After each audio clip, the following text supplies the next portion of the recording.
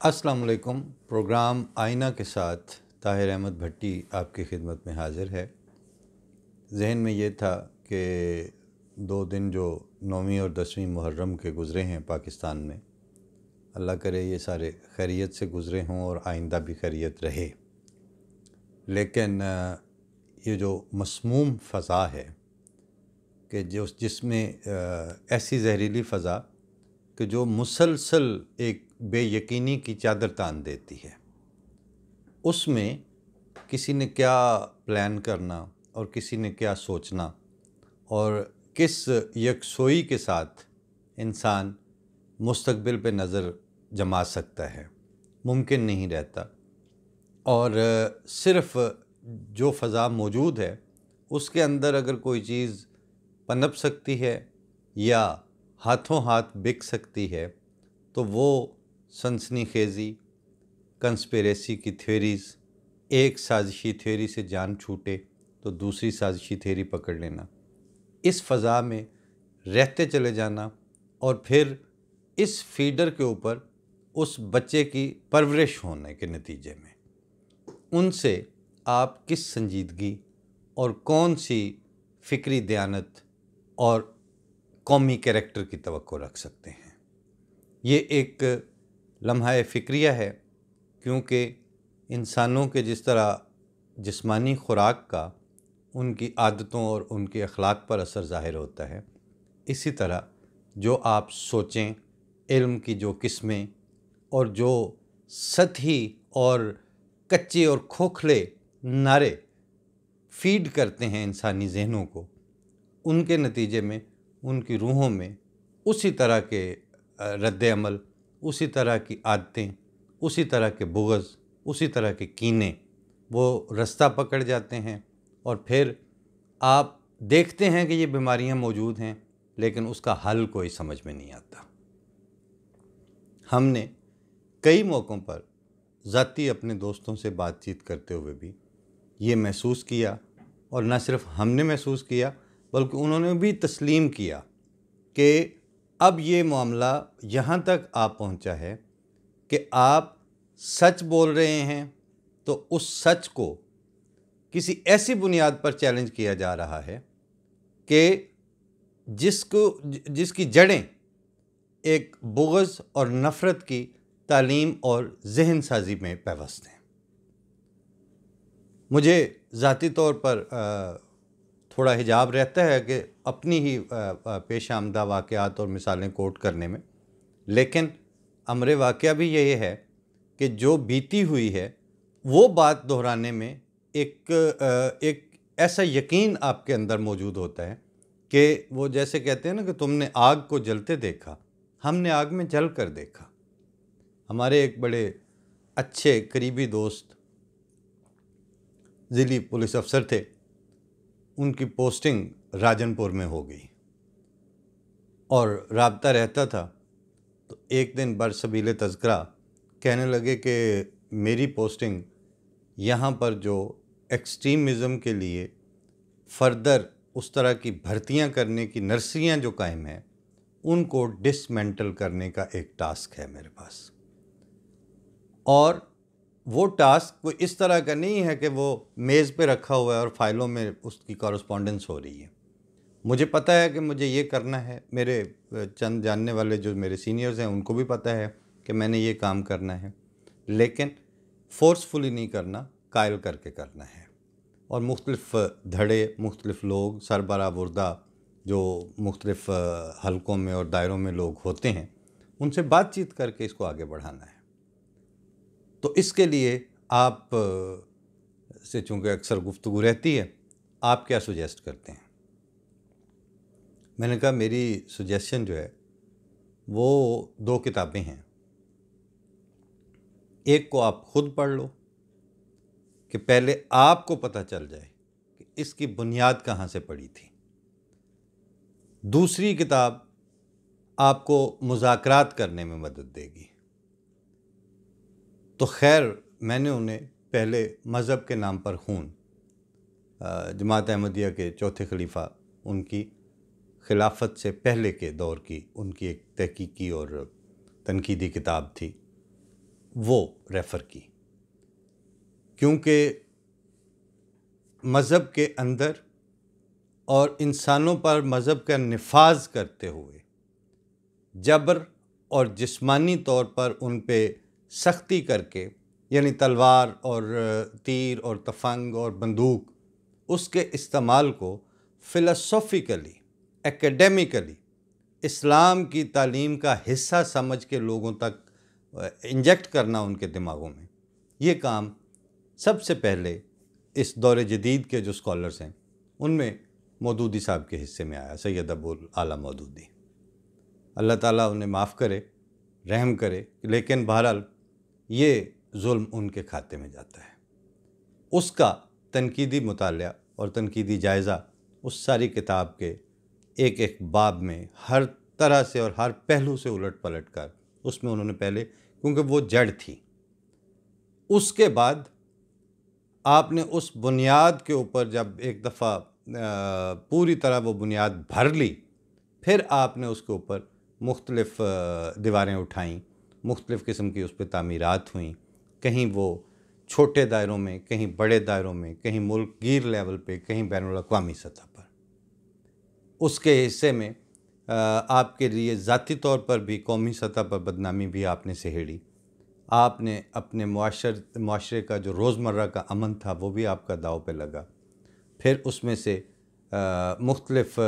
فلسفے پیدا ہوئے، اور ان چیزوں کو فرقہ وارانہ جب وہ ڈومین میں گئیں تو ایک ایک ایشو کو چمٹی سے پکڑ کر، جو انہوں نے ایک دوسری سلسلہ تھا ان کا خطبات کا جو کتابی شکل میں چھپا تھا، زحق الباطل کے نام سے، جو بنیادی طور پر تو جنرل ضیاء نے جو جماعت احمدیہ کے خلاف ایک وائٹ پیپر شائع کیا تھا، اس میں جتنے الزامات تھے ان کو ایک ایک شق میں لے کر ایک ایک خطبے میں پوری تفصیل سے ان کا محاکمہ کیا گیا۔ میں نے یہ 2 کتابیں ان کو سجیسٹ کیں، انہوں نے کہا جی یہ مجھے چاہیے۔ جب ان کے مضامین اور اس کی فہرست اور عناوین پہ بات ہوئی تو مجھے یاد ہے کہ جب ہم آخری دفعہ فون پہ بات کر رہے تھے تو میں نے کہا جناب ٹھیک ہے، یہ میں آپ کو TCS سے بھجوا رہا ہوں، تو ایک آپشن یہ ہے کہ آپ ان سے فائدہ اٹھا لیں گے، اور دوسرا اس میں تھریٹ یہ ہے کہ پولیس افسر تو آپ ہیں ہی، تو جو ہی اس کو وصول کریں گے تو وہ تبلیغ والا پرچہ میرے اوپر بھی ہو جائے گا۔ لیکن میں نے کہا کہ میں مینٹلی پریپیئر ہوں۔ خیر یہ تو ایک لائٹ نوٹ میں بات تھی۔ بہت شریف النفس اور بہت باکردار اور ایک اپنی بات پہ پہرا دینے والا شخص ہیں، اللہ تعالیٰ ان کو مزید ترقیات سے نوازے اور زندگی میں اور عمر میں اور صحت میں اور سوچ میں برکت دے۔ جب یہ ان تک گئیں تو بعد میں ان سے بات بھی ہوئی، تو انہوں نے کہا کہ اس کا جو ایک ایک چیپٹر تھا وہ مجھے ایک ایک آدمی کی سوچ کو ایڈریس کرنے میں میرے کام آیا، مگر یہ بات وہ صرف پرائیویٹلی کر سکتے تھے، یا اپنی پرائیویٹ مجالس میں اپنے افسران بالا کے ساتھ بھی وہ یہ بات شیئر کرتے تھے۔ پچھلے دنوں جو تماشا لگا رہا ہے اور اس پہ ہم نے وقتاً فوقتاً بات بھی کی ہے، تو ایک ہوتی ہے وہ حب الوطنی جس کے آپ ڈھنڈورے پیٹتے ہیں، ایک ہوتی ہے وہ حب الوطنی جو آپ کے بیرنگ میں، آپ کے چلتے پھرتے، آپ کے رکھ رکھاؤ میں، آپ کی عادتوں میں، آپ کے رویوں میں اور آپ کے رد عمل سے ظاہر ہوتی ہے۔ وہ جو دوسری قسم کی حب الوطنی ہوتی ہے، اس کو کسی نعرے کی سپورٹ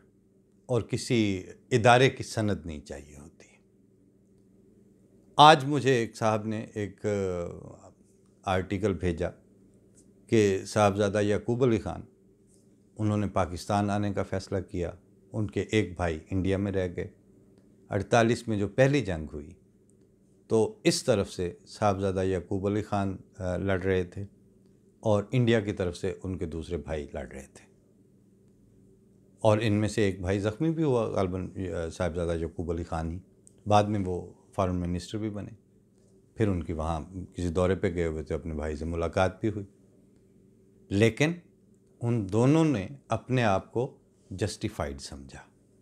کسی نے ان کی حب الوطنی پر انگلی نہیں اٹھائی، کیونکہ عقل اور جو جغرافیائی تقسیمیں اور جو گراؤنڈ ریالٹیز ہیں وہ کس کو کس خانے میں رکھتی ہیں، یہ بات سامنے کی ہے، یہ نظر آ رہی تھی۔ لیکن اتنی باریکی، اتنی دیانت اور اتنے وثوق والا تجزیہ اور امر واقعہ کو اسی پرسپیکٹو میں رکھ کر دیکھنا، اس کے لیے لوگوں کے غیر جانبدارانہ سوچ، ان کے تجزیے کی قوت میں بغض کے ایلیمنٹ کا نہ ہونا، اور معاشرے میں عام طور پر نفرت کا پرچار عام نہ ہو، تو تب اس طرح کی گفتگو ممکن ہوتی ہے۔ لیکن ہم جس فضا میں سے اس وقت گزر رہے ہیں، ہمیں جس صورتحال کا سامنا ہے، اس میں آپ مختلف قسم کے تلواریں اور مختلف قسم کی چھریاں اور چھرے اور کلہاڑے وہ اس وقت مختلف لوگوں کے ہاتھ میں دے دیے گئے ہیں۔ کہیں آپ توہین مذہب کی زد میں آ رہے ہیں، کہیں آپ عاشق رسول کی بندوقوں کے سامنے آ رہے ہیں، کہیں آپ ختم نبوت کے منکرین اور محافظین کے درمیان پس رہے ہیں۔ لیکن کسی نے بیٹھ کے یہ نہیں سوچا کہ یہ ان کو اتھارٹی کس نے دی تھی۔ اگر کوئی مہذب ملک ہو، جیسے پچھلے دنوں ایک ویڈیو آئی تو وہ 40-50 کا بلکہ اس سے بھی زیادہ کا مجمع ایک آدمی کو گھیر کے بیٹھا ہوا ہے، اور وہ سارے چارجڈ ہیں اس وقت عشق سے، اور اس کو مارے جا رہے ہیں، اور تھپڑ اور گھونسے اور لاتیں اور گالیاں اور بکواس۔ سوال یہ ہے کہ اس نے کیا کہا، اس نے کیا کیا، یہ بہت بعد کی بات ہے۔ پہلا سوال یہ پیدا ہوتا ہے کہ یہ واقعہ جب کسی ملک میں ہو رہا ہے تو وہاں پر کوئی قانون نافذ کرنے والے ادارے موجود ہیں یا نہیں، کسی حکومت کی وہاں پر عملداری ہے یا نہیں، کوئی آئین اور کوئی سسٹم وہاں پر رائج ہے یا نہیں۔ اگر وہ ہے تو سب سے پہلے وہاں پر پولیس یا انتظامیہ کے لوگ پہنچنے چاہیے تھے، اور جب وہ پہنچیں تو ان کا پہلا سوال اس بندے سے نہیں بنتا کہ تم نے اس طرح کا دعویٰ کیا ہے یا نہیں کیا، تم نے یہ باتیں کی ہیں کہ نہیں کی ہیں۔ ان کا پہلا سوال اس مجمع سے بنتا ہے کہ جنٹلمین، آپ کس کیپیسٹی میں یہاں پر موجود ہیں، آپ کے پاس کیا اتھارٹی ہے اس کا گھیراؤ کرنے کی، آپ کس حیثیت سے اچھل رہے ہیں۔ اور جب وہ آگے سے آپ کو عاشق رسول کے کریڈینشلز دکھائیں تو آپ جرت رکھتے ہوں ان کو یہ کہنے کی کہ ہمارے ملک میں ابھی آئین اور قانون اس فریم سے بنتا ہے اور اس طرح اس پہ عمل درآمد ہوتا ہے، اور اس طرح سے اس کو نافذ کرنے والے ادارے اور اتھارٹیز قائم ہیں۔ آپ ان میں شمار نہیں ہوتے، آپ کے پاس کسی طرح کی اتھارٹی نہیں ہے۔ آپ سب سے پہلے نقص امن اور کسی دوسرے کے ساتھ ذاتی حیثیت میں خود مالک بن بیٹھنے اور اپنے ایسے اختیار کا استعمال کرنے کے مجرم ہیں جس کا آپ کو دیا ہی نہیں گیا کسی بھی قانون کی روح سے۔ لیکن یہ جرأت مندانہ فیصلے وہ پولیس افسران، وہ ضلعی افسران صرف اس صورت میں کر سکتے ہیں جب نیچے سے اوپر تک سب کو اپنی حدود اور اپنی قیود کا، اپنے فرائض کا اور اپنی ذمہ داریوں کا پوری شفافیت کے ساتھ علم ہو۔ لیکن ہم نے لمبا عرصہ بغیر شفاف انفارمیشن کے گزارا ہے، اور اب سروائیول کا موڈ یہ بن چکا ہے ہمارے ملک میں کہ اتھارٹی ہے تو اس کو جتنا بدترین طریقے سے آپ استعمال کر سکتے ہیں وہ کر کے اپنا وقتی رستہ صاف کریں، اور چونکہ اس میں اتھارٹی ایکسرسائز کرنے والوں اور اس کو چیلنج کرنے والوں، دونوں طبقوں کے درمیان، دونوں کی طرف، دونوں کے کوارٹرز میں ایک سطح کی بے ایمانی، ایک سطح کی بدنیتی اور ایک خاص طرح کا جو خیانت ہے وہ رواج پا چکی ہے۔ اور اب یہ سمجھ نہیں آ رہی کہ کہاں سے اس خیانت اور اس بدنیتی اور اس بددیانتی کی جڑ کاٹنی ہے، اس کا کنیکشن کیسے کاٹنا ہے۔ جو صاحب اختیار ہیں وہ اس چیز کو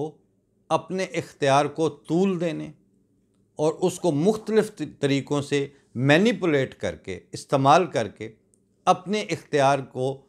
بڑھوتری دینے، بڑھاوا دینے اور پرولونگ کرنے، لمبا لٹکانے اور اس طرح کے ایکروبیٹس میں پناہ ڈھونڈنے کے اندر مصروف ہیں۔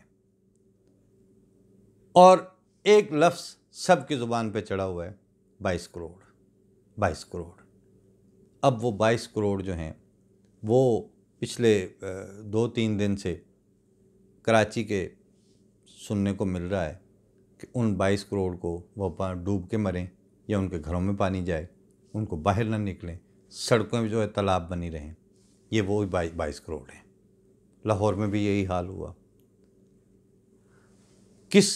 صوبائی دارالخلافے کی حالت ایسی ہے، کس اوور آل ملک کی جو جنرلی آپ وہاں سفر کریں، وہاں ملیں، وہاں اٹھیں بیٹھیں، لوگوں سے رابطہ کریں، کہاں آپ کو تسکین ہے، کہاں آپ کو یہ سکون ہے یا تسلی ہے کہ میں ایک پیدائشی آزادی، ایک پیدائشی اظہار کا حق لے کے پیدا ہوا ہوں، اس کو میں کس حد تک استعمال کر سکتا ہوں، میرے تعلیم کے حقوق کیا ہیں، میرے صحت کے حقوق کیا ہیں، میرے سوشل سیکیورٹی کے کیا حقوق ہیں، میری چادر اور چار دیواری کے تحفظ کی کیا ضمانتیں ہیں۔ یہ شارع دستور اور آئین اور اس طرح کے بڑے بڑے نام، عمارتیں اور جھنڈے اور فلیگ کاریں، یہ سب کچھ موجود ہے، نہیں ہے تو گڈ گورننس نہیں ہے، نہیں ہے تو شفافیت اور ٹرانسپیرنسی نہیں ہے، نہیں ہے تو وہاں پر دلیل اور آرگومنٹ کے ساتھ بات کرنے اور سننے کا حوصلہ اور شعور نہیں ہے۔ ان چیزوں کی عدم موجودگی میں دنیا میں کہیں کسی معاشرے کو استحکام بلکہ قیام تک نصیب نہیں ہوا۔ آپ کس امید میں ہیں مجھے سمجھ نہیں آتی، لیکن اس پہ بات کرتے رہنے سے ضرور کہیں نہ کہیں کوئی جگنو چمک جاتا ہے، کہیں تھوڑی سی روشنی آ جاتی ہے، کہیں لوگوں کا جواب آ جاتا ہے، کہیں لوگ سمجھتے ہیں کہ ان باتوں کی ضرورت ہے۔ اللہ کرے کہ اس طرح آواز پہ آواز لگتی جائے اور ایک ماحول بنتا جائے اور لوگ سانس لینے کی فضا بنا لیں اور پھر اٹھ کھڑے ہوں اور پھر پوچھنا شروع کر دیں کہ جناب آپ نے تو ہم سے یہ وعدے کیے تھے، آپ تو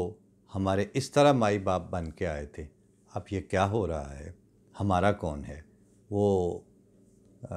آخر پہ منو بھائی کے 4 لائنوں پہ اختتام کروں گا کہ اسی ਵਿਚਾਰੇ ਬੋੜਾਂ ਥੱਲੇ ਉੱਗਣ ਵਾਲੀ ਘਾਹ ਦੇ ਤੀਲੇ, ਧੁੱਪ ਤੇ ਮੀਂਹ ਨੂੰ ਤਰਸ ਗਏ ਹਾਂ, ਲੱਖ ਕਰੋੜਾਂ ਦੀ ਤੇ ਕੀ ਗੱਲ ਏ, 10 ਤੇ 20 ਨੂੰ ਤਰਸ ਗਏ ਹਾਂ۔ یہ ہے صورتحال، کیونکہ عامت الناس اور ناٹ ہیو جو ہے اس کا کوئی نہیں ہے۔ اللہ تعالیٰ سب کے آباد ہونے اور آباد رہنے کے سامان کرے۔ فی امان اللہ پاکستان۔